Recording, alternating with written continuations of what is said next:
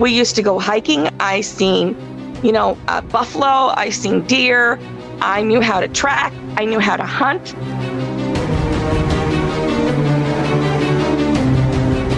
So I couldn't identify this thing when I saw it.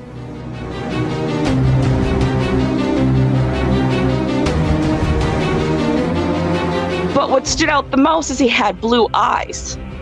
And you never see any kind of creature with blue eyes.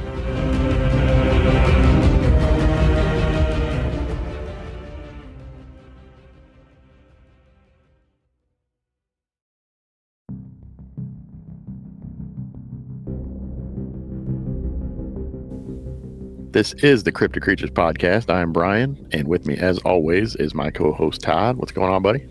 Hey, man. All kinds of good stuff. We're getting ready for another episode here, and I'm excited to talk to some people. Mags had a pretty close encounter. She did while she was a young child. So we'll get into that here. I want to give a shout out to the listeners and say thank you. Yes, thank you all. We got listeners in Australia and Ireland and Canada, various parts of the all over the world. So thank you all for listening. Yes, we appreciate it. That's amazing to us. Yeah, I'd like to reach out to those guys and say hello. Just a couple of small town boys from Indiana. Worldwide. Yeah, sure. We are. So if any of you guys are listening, know of anyone or yourself has had an encounter, you guys want to come on the show and talk to us, get a hold of us. And, we're on Facebook, we're on Instagram, Twitter. You can email us at info@cryptidcreatures.co. Brian, where else can they get a hold of us? Anywhere else? That's really it. YouTube. We have a YouTube channel. Yeah. You can always get us on that, Cryptic Creatures. Check out our videos on YouTube when we post from time to time. Come to Facebook and Cryptid Creatures and be our friend, and then join our group as well. And you'll get quicker access to the episodes coming out. So and every now and then on TikTok. Yeah.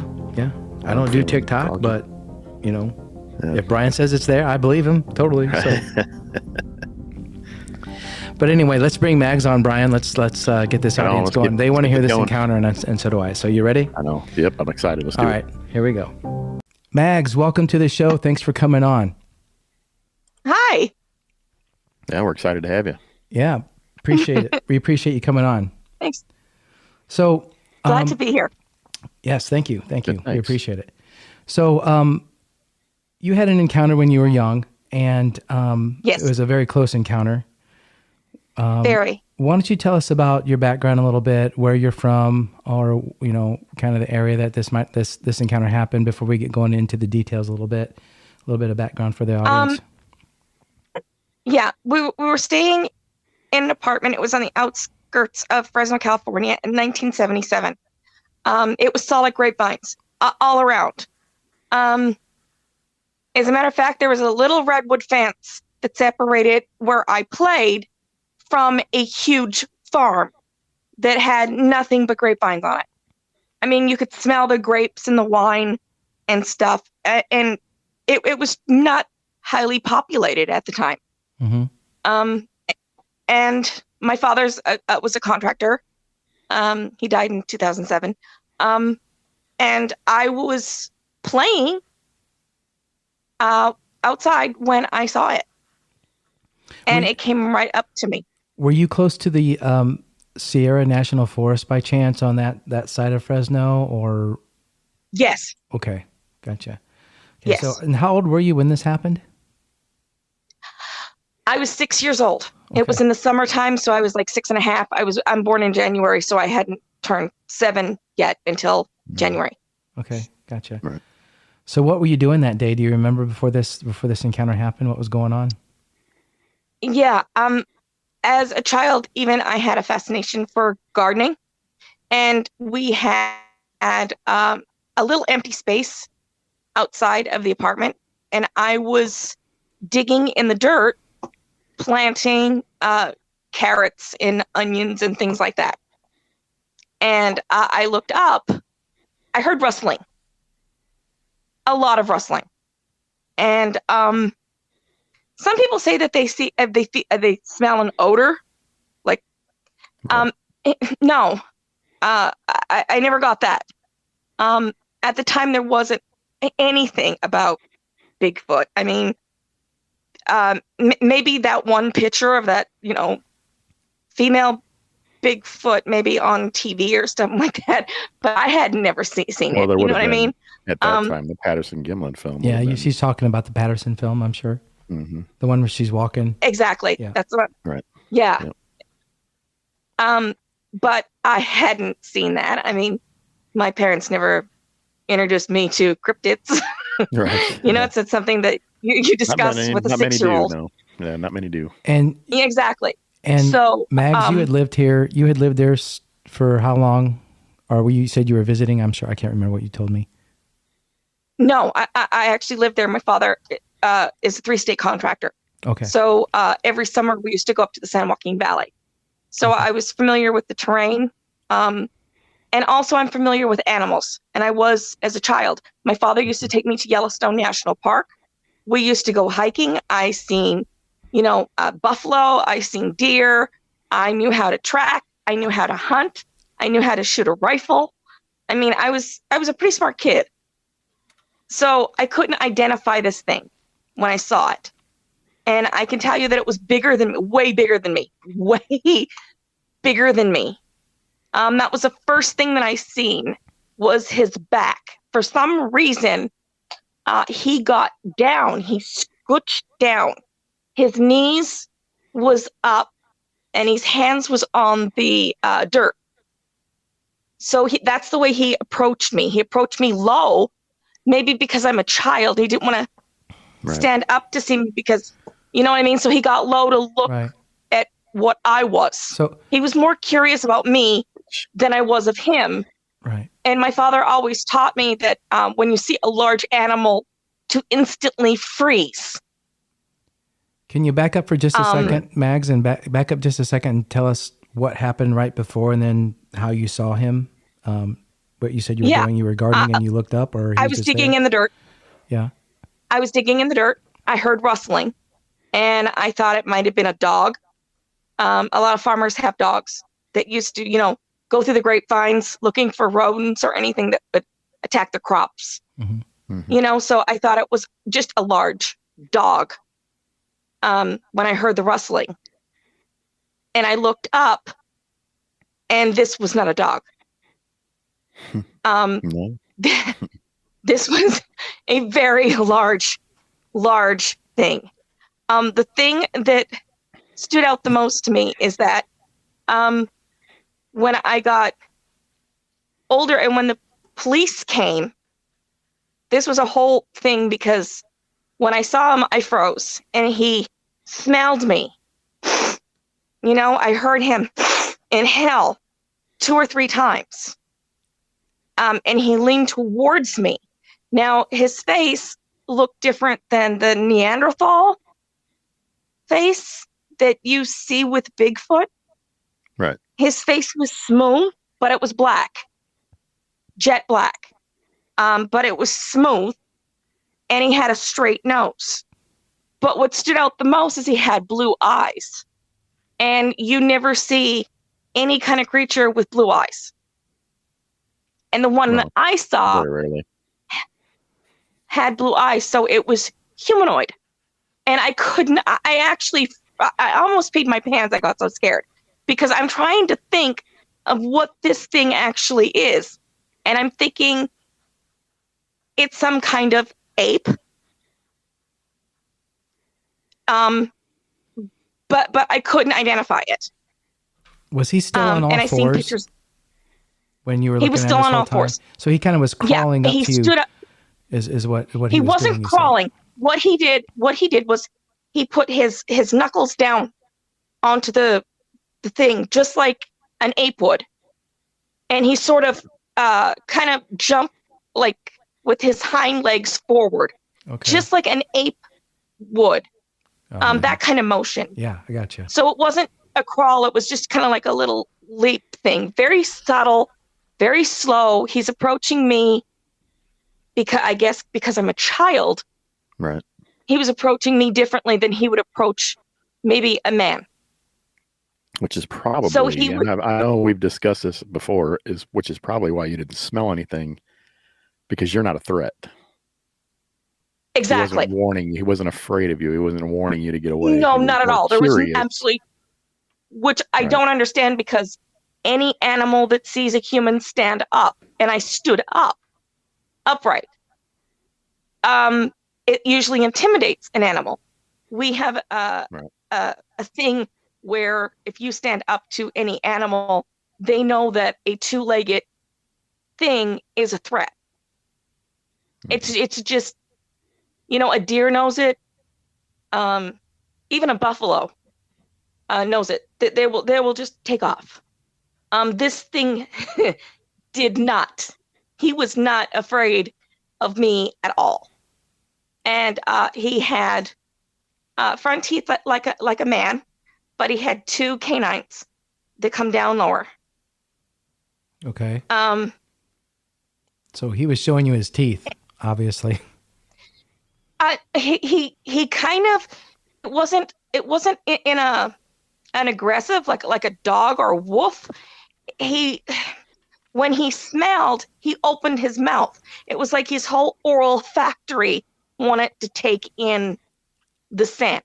Okay. Sometimes beasts will do that to identify something if they're not sure of what it is. Yeah, cats do that a lot. Yep. Yeah, exactly. They'll, that open mouth thing that a cat will do. He kind of did that. Gotcha. Mm-hmm. He was, and he stood there for maybe about 10 minutes. 10 minutes. He stood upright. Yeah, it was a 10-minute encounter. So how tall? I know you were 6, but how tall would you say he was when he stood up? My daddy is 6'2", and when he stood up, he would have towered over my daddy. That's the only way I could gauge him as a child. Right. And that's what I told the police when they came down. I got so scared once he left, and he walked away just like a man. Once he left, I ran in and told my mother right away, and I was crying. And animals don't do that to me, not even as a child. I don't get scared. And for some reason, he scared me. And that was the one thing that my mom knew that something was wrong, was I was so scared. She thought that, okay, it might have been an ape that I seen. So she instantly called the police. I don't think there's apes in California. Well, she called the police. Well, here's what she thought. She thought that she thought that something might have escaped from a zoo. We've heard of that, like on the news before. You know what I mean? What did you tell your mom you saw? How did you describe it to her? I first said that it was a monkey man. Monkey man. Gotcha. And she sat down with me and had me describe what he looked like. He had reddish fur all over him except for his face and hands. This reddish, like an orangutan hair. Thick, reddish hair all over. Black hands, fingernails like a male. A face just like a male, straight nose, blue eyes. And his mouth was different because he had canines. But he had lips, he had nostrils, he had that's why I couldn't identify it. I didn't know what the hell it was. Would you say it looked? Police came down. Mags, would you say it looked like a? Would you say it looked more like an orangutan, or did it look more like a man? It humanoid looked more like a man, but with leathery skin. His skin was a lot thicker because you could see it like clearly. It was thicker skin than a male's, like a leather almost. Yeah, we've heard that before. Yeah, leather skin. Mm-hmm. But and he could not stop smelling me. That was the one thing he did, and he leaned towards me. He wanted to get closer. He never touched me. There was no physical contact, But at one point, he got so close to me. He was standing about 4 feet, but when he leaned towards me, he's so big that he could go like an extra 2 feet, just by leaning. Mm-hmm. And I froze. As a kid, there's no explanation of how scared I got. So he was within a couple feet of you. Is that what you're telling us? Absolutely. Just towering over you, and you're just staring at him. Are you staring him in the face the whole time? I'm staring at him in the face, but I'm trying to look at his hands. I'm trying to identify him. Yeah. I'm trying to look at his feet. Yeah. But his feet was different. It wasn't a man's feet. That's the one thing that I did know. He had different feet. What they Were look they more like? like a monkey? Were they more like an ape? You know the tracks that people actually put the cement in? They're flat. He was flat-footed and he had toes. But it almost looked like a deformity. Their feet was so big. Did he have kind of like an opposable thumb type foot where the big toe is kind of back some, or that kind of thing, like a monkey? Or was it like a humanoid footprint? Just humanoid. Yeah, but you think it was deformed, just weird shaped? It was so big, yeah. Gotcha. Wow. So you went in, you told your mom, she called the police. Yes. Then what happened? Yes. Police came down. They checked. They had seen dragging, looking tracks. The tracks looked like it was dragging. Tracks didn't look clear to the cops. They knew that something was there. But as he was leaving, what I remember is he put his hands down on the ground and he wiped backwards as he was going away. It's like he knew. Smart monkey man. Yeah, like he knew that something was going to look at his tracks. Wait, back up and say this again. He drug his hands. He wiped. Yes, he put his hands flat from knuckles to fingers on the ground and pulled backwards as he walked backwards. And wiped his tracks. Wow. Yeah. Wow is correct. And opens up another door in my mind for a lot of reasons why we don't find as many tracks. Maybe these things cover themselves up. Apparently this one was going to. Maybe. I've always thought that. I've never said it because I didn't want people to think it was ridiculous, but so it Mags, wouldn't surprise me a bit if they're that smart that they would think to do that. Oh, this was a very you can tell when you look at something's eyes when they're looking at you. You can tell with an animal, if you guys have ever been hunting or around wild animals, if something's looking at you directly eye to eye, you can pretty much tell if they're intelligent or not. Mm-hmm. Right. You know what I mean? And this thing was very, very, very smart. And sometimes you was very smart. You underestimate that animal still by looking at it in the eye and going, that's not, it's there, but it's not. Mm-hmm. No, they're smarter than you think. A lot of animals are, and more dangerous than you think. Even the small animals for sure. But so absolutely, the cops come and your mom's thinking, how did you get the idea that this maybe was an escaped monkey or gorilla from the zoo? I mean, because she could not understand. She first thought that it was, when I was describing it, that was a man that was trying to like lead me away, like to molest me or something, that was in like a monkey costume. Like, hey, come with me. I was sick. So she was thinking, what I mean? It's some pervert. And when I explained it, that no, Mom, this thing was bigger than anything I've ever seen. And she knows that I've been hunting with my daddy. She knows that I understand animals. And I would know something was human. And I told her that it wasn't. Then she started to panic. I actually seen her face flush white. You know what I mean? Like the blood leave it, like, oh my God, there's something out there. And the police was called right away. When my father came home, I was made sit on the couch until he came home to explain what happened. He went out with a shotgun and looked, and he said that all he found was drag marks all through this guy's grapevine. He even went to the farmer's house and asked him. He hadn't seen anything. Wow. And you had to cut through the grapevine to go to the house from where we was. So he cut through the grapevine, went to the guy's house, and asked him if he's seen anything, and described what I saw. And nobody understood what I saw. People were saying that because I was 6 years old, that I had no idea what I was seeing. Yeah, right. But my father knew a little bit better, because he knew that I would go hunting with him. I would go, Yellowstone National Parks. I went to the Monument Valley. Well, I understood animals right. a lot.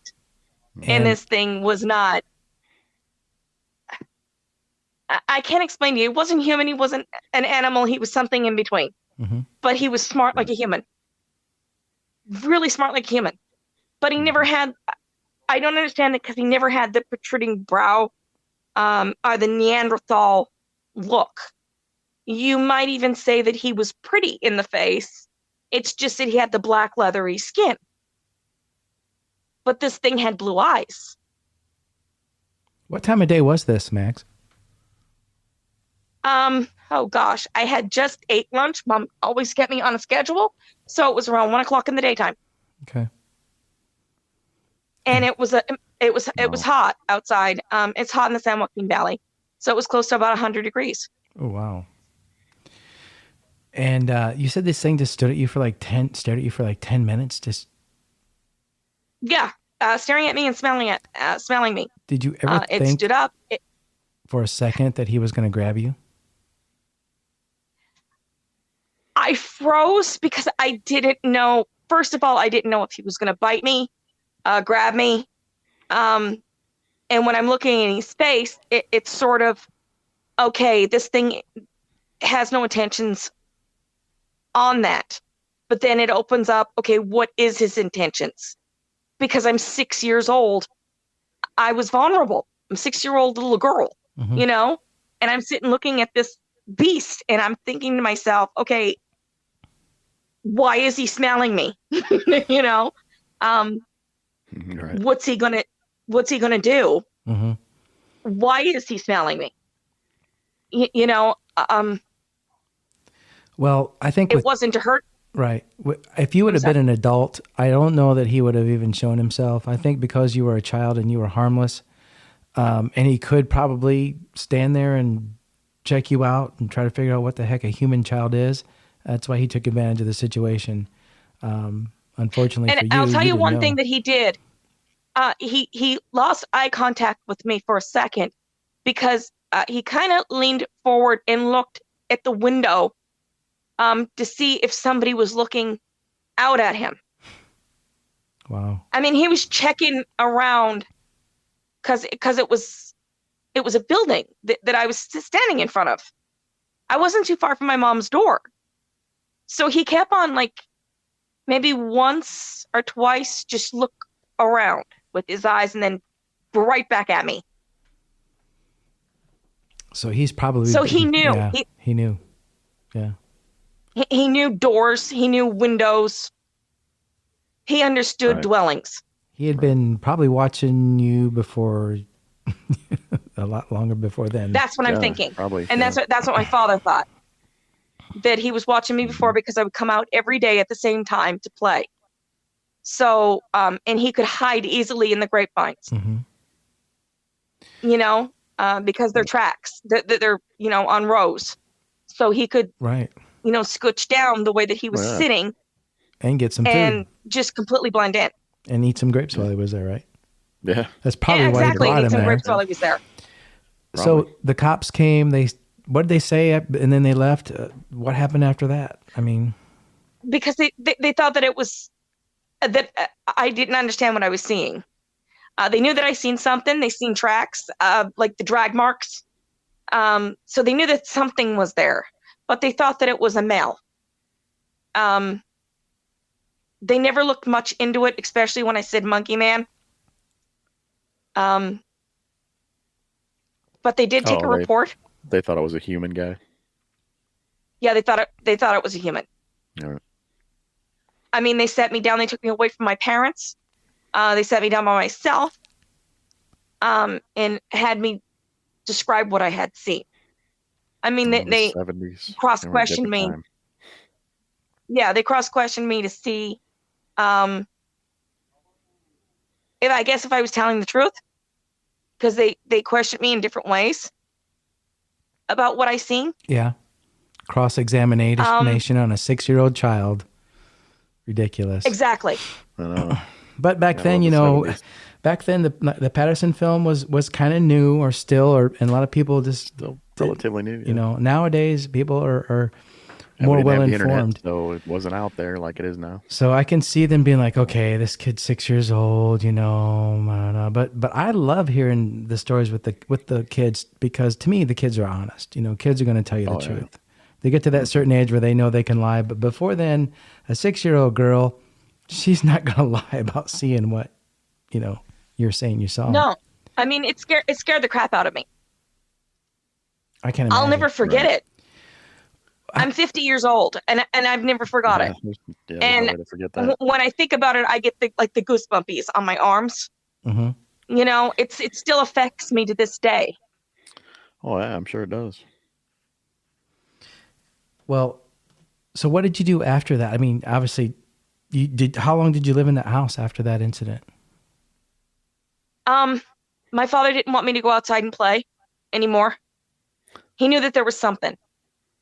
He just didn't know what it was. Mm-hmm. And my uncle lived not far from him. And the two guys for a week would grab a case of beer and go out to the grapevine, because the rancher said that he didn't mind, because he wanted to know what the hell it was. Okay. And they went out with shotguns. They were going to kill this thing. They had full intentions, whatever it was, if it was a man, beast, whatever the hell it was, because it scared me so bad. And they had children, and it came so close to me. They wanted it dead. Yeah. So they went out and tracked it. And my father, I'm just telling you right now, and my uncle is an excellent trackers. They can track anything, and they couldn't track this thing. I mean, the tracks would go dead. They would just stop in the grapevines. Would they find tracks, like better tracks than drag tracks, or was that what they would see? They found distinct finger drags in some areas where they knew that something was hiding its tracks. They found a couple toe marks, but this thing was really smart. And for some reason, when they followed these tracks, they would go dead. And an animal doesn't do that. An animal doesn't start at one, straight line, and then like maybe about 10 feet after that, the dragging starts again. I don't know if it jumped. They don't know what the hell it was. Who knows? Maybe. Who knows? So did you get it's big enough to make that jump and no problem, but they didn't understand what the hell it was doing. And they couldn't understand, if it was intelligent enough to do this, then what the hell was it? Because they didn't know about Bigfoot or anything in 1977. Right. It's almost like it's alien or something, but for it to drag its walk backwards and cover its tracks with its hands, it's a lot of time and devotion not to get caught. It's a lot of intelligence. And it is intelligent. And the reason these things have stayed hidden so long is because of their intelligence and how they cover their tracks literally. Did you get into researching these things after that, or when you got a little bit older, or? Absolutely. And my family came from the old country, and they have a lot of superstitious beliefs about cryptids and stuff like that. Like my great grandfather seen the shuck. I don't know if you're familiar with what the shuck is. Nope. Have you ever heard of the black dog of Ireland and Scotland? Yes. Yes. Okay. he claims to have seen it. And its tongue was loose, he would say, because it could talk. And he was out on the moors hunting, and this thing came up to him and told him in Gaelic, "Away and be gone." He wanted him to go. Yeah, out of where he was, and it scared the. There's a video. I mean, my grandfather would get drunk and talk about it all the time. There's a video out there, and I think it's on our group page on Facebook. If you're on there, Mags, about a large black, larger than wolf encounter. I don't know what this thing is. Did you see that video by chance? It's called a shock. A shock. No, it's called a shock. Shock. Spell that. SHUCK. Shock. Shock. Okay. And what it means in Scottish Gaelic, it means messed up, matted hair. Okay. Huh. Like a matted hair black dog, but huge. Mm-hmm. Bigger than like a wolf or a dog or anything. Its back was really high. Yeah, I believe those things exist too, because like I said, that video proves it. That animal was real. By no means was that animal fake. But there is a difference. I want to make perfectly clear. There is a difference between a hellhound and a shock. Oh yeah. There is a distinct difference. Both of them exist. There's even documentation that guy had. It destroyed a bunch of them. Came up and destroyed this guy's car. You can look it up. Hellhounds. I mean, it ripped off its bumper. There was claw marks on the side of his car. They just ran through this neighborhood for some reason and just destroyed it. That's a hellhound. That's not a shock. This thing's smart. Are you? So could you also be referring to a dog man when you say hellhound, or is this something completely different than a dog man? We're getting kind of some. This is something completely different. Okay. Again, this is something completely. What made you get into that? Different. Did you have a sighting on that, or know somebody or something, or just reading about Bigfoot or getting into that? My great grandfather. Oh, that's right. Seen it. The shock. Yeah. Yeah. So yeah, I didn't know if you'd had any more incidences or knew about that property that was still there, or how long did you live there for? Oh, got about 6 months. Oh, that was it. When you were a child, you only lived there for. Yeah, my father had he's a contractor. He had a contract. To work on something out there. Okay. And you got to go where the money is when you're a contractor. Oh, yeah. He got hired and went out there. And he wanted us to leave as fast as possible. He wanted to hurry up on the job. He didn't know what this thing was, and every night for about a week, him and my uncle would go out with shotguns in this guy's property and walk through it, just paroling it. When did you realize it was a Bigfoot? I saw the famous thing on TV. And there were so many similarities to it. Even the color of its fur was the thing that stood out because it's that reddish color. That famous video. Yeah. Well, I think that was more brown. I think it looked more brown to me, but it might have been. I don't remember. It has red highlights if you look at it. Okay. When it's walking, the hair, like a bear. Like nothing is really truly brown or black. There's always like a highlight through its fur. Mm-hmm. And I remember, but the one that I saw was way more redder. Okay. It was about the color of a chocolate lab. You know that reddish brown? Yeah. That chocolate lab is? Yeah. But only furry. Like it had longer hair, or you said? Oh wait, shaggy. Shaggy. Okay. Shaggy, yeah. Shaggy hair. Like an orangutan. Did your dad and mom ever kind of come to the conclusion that was a Bigfoot that you saw? They started putting it together when they saw on the TV. There used to be a TV show with Leonard Nimoy, and he used to talk about paranormal things. Yep. Okay, you know the one I'm talking about then? Yeah, In Search of.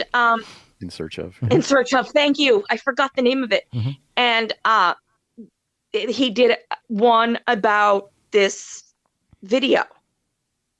Mm-hmm. Remember, each week there would be a different topic, like witches and things like that. Yeah. And this particular evening, we sat down as a family and would watch it. Had it on And the Patterson film, yeah. yeah, and that's what I saw. And I instantly pointed to it. I was like, oh my God. Mm. But when I seen sketches of it, when they tried to draw its face, I told my father, they're drawing a different face than this thing had. Because it looked Neanderthal. Mine's didn't. Mine's had more of a man's nose. The nose was straight. It wasn't flat. He had a straight nose. The nose wasn't flat, though? No, it wasn't flat. No, it was not flat. That's the thing. He had a almost like a pointed nose, like a mouth. Wow. And, it was not smooshed to his face like an ape. And blue eyes. And I've never heard of all the Bigfoot stories I've heard. I've never heard of, I don't think of one having blue eyes. It's always brown or black. People describe them as black demon eyes. That's what I don't understand. That's what I don't understand. And another thing is they're aloof. They stay far away. This thing came right up. Right. You know what I mean? It came right up. It was curious. He wanted to know. Yeah, I think what I was doing. You were just little. Yeah. They seem to have a fascination with children. Yeah, they do. I've heard that well, too. Heard, yeah. And he sniffed and opened his mouth like you said, like a cat. That's how I seen his teeth. And I explained to my daddy that he had canines.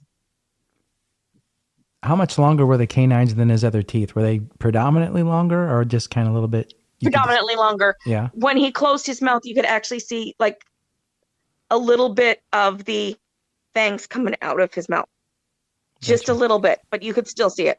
Gotcha. I made sure to know different characteristics of it because I knew that my father was going to ask me exactly what I was looking at. I knew my father always taught me to look at hooves, to look at body mass, to look at head. When you're hunting, you have to. Because, you know, something could be hunting you as you're hunting something else. You know? Right, yeah. Mm-hmm. So, always got to look around. So yeah, you instantly look for tracks. You look at, and when you go to, you know, hunt a deer, you have to look at all of it. You know what I mean? You have to get it right in your sight. Mm-hmm. So you learn, you know, to go above the hooves, below the head and neck, a perfect shot into the chest. You know what I mean? So you have to look at an animal to its fullest. Mm-hmm. Also, my father taught me that an animal will not basically look at you in the eyes. And if you think about it, a dog won't look at you in the eyes. A cat sometimes will, but when you look at it, it'll look away. This thing stood eye to eye to me as an equal, not a bit scared of eye contact. He was blinking. He was looking at me. He was smelling me. He was looking at my feet. I mean, he was taking me in as much as I was trying to figure out what the hell I was looking at. Mm-hmm. And I had no references whatsoever in my head. Well, they got to be curious. They got to be curious too. I mean, anytime they get a chance to watch people, I'm sure they do. Sure, or, you know, have that kind of encounter with a child that's not threatening to them. And I'm sure they see us a lot more than we see them. My father thought that this thing was just eating grapes in the grape fields and found me. You know what I mean? Like stumbled upon me. I don't think so because he was so curious. I think that he was stalking me for a while. Mm-hmm. He knew what time that I came on. He had seen me before. Mm-hmm. I had that feeling when I was looking at him that he had seen me before. Yeah, he probably has. You know what I mean? And he made sure I had, I don't know if you're familiar with the breed, but I had a Bedlington Terrier. And terriers are a bad breed. They'll go after anything, especially when there's a child around. And I would always play with my terrier outside, but this particular day, I did not have my terrier. I did not have my Bedlington Terrier outside. And I wonder if that's the reason why he got closer to me. Absolutely. Because the dog would have been like a siren. He would have went after it, if not howled, barked, growled, snarled. You know what I mean? My mother would have came out. Mm-hmm. My aunt would have heard it. You know, people around would have seen. Yeah. He waited till I never had my dog at the time. My dog was inside the house. I came out to play outside, and yeah, and he come right up on me. Do you think he was an older Bigfoot, younger Bigfoot? No, I think he was younger. Yeah. I do. I think he was younger. He never had no wrinkles in his face. He had no appearing gray marks. His fingernails weren't jagged, broken. No scars on him like he was in fights. I made sure to look at those things because you can tell if something is bad. If it's got scars on it, it means it has fought for its territory, mm-hmm. and it's territorial. My father taught me all of that. So I knew what to look for characteristics. I just did not know what I was looking at. Right. That's the thing that blowed my mind. And it was so hard to tell my family because I'm telling my family something that I can't explain. Right. And it's really hard as a father for you to hear this. But he knew that there was something going on. Yeah. Yeah. He knew that there was something there. I mean, they took shotguns and they went out to the grapevine. The rancher said that they could do it. And they went out all night long and sat there. Do you think they would have shot it if they would have had a chance? My father said he would blow its head off, and so did my uncle. Wow. Because they wanted to prove that it was there. Mm-hmm. They would have blown its head off and they would have drug it and called the cops right away. Oh, I know what would have happened. The government would have swooped in and been, nope. Yeah, they probably would have snatched it up. Nothing ever would have happened. Well, you didn't see anything. No, you never know. It was a bear. The interesting thing, exactly. The interesting thing, Mags, is I've heard of different variations of Bigfoot, and I've kind of heard of this variation, but not so predominant with the teeth and all that. Did this have any kind of snout or anything, or was it pretty much flat faced? It had a male's face. I mean, it had cheekbones. It had a chin. It was pretty. It was pretty in the face. Okay. I mean, if the leather skin was off of him, and he had men's skin like our skin on top, he would have looked like a man. Okay. From the face. Wow. His nose was protruding. He even had eyelashes. How big were his eyes? I mean, that's how close I got to him. Were his eyes? And he had a little bit of hair on his lips. On his lip. Okay. Were his eyes predominantly big, though, for his face, or compared to a human's eyes, or? It was a little bit bigger, but it was how blue his eyes was what I was looking at, because in nature, as you know, there's really nothing that I would have seen that had almost aqua eyes. Right. So yeah, that's interesting. It's hard. Yeah. So do you think you'd ever want to see one again? And what kind of circumstances? No. So no, you're done. No. If it was behind glass, or if somebody came with me like you guys and you were like heavily armed, mm-hmm. maybe. You know, because yeah. I don't think that he would react the same way if he saw an adult. Yeah, probably. Yeah, not. I don't think he would. As he was comfortable with the child. Right. So Yeah. you obviously believe in these things because you saw one. What do you think these things are? Do you think they're a flesh and blood creature? Do you think they're alien? Do you think they're paranormal? Do you think they're dimensional? What's your opinion on Bigfoot? Because there's no scat. Because we haven't found any kind of DNA yet.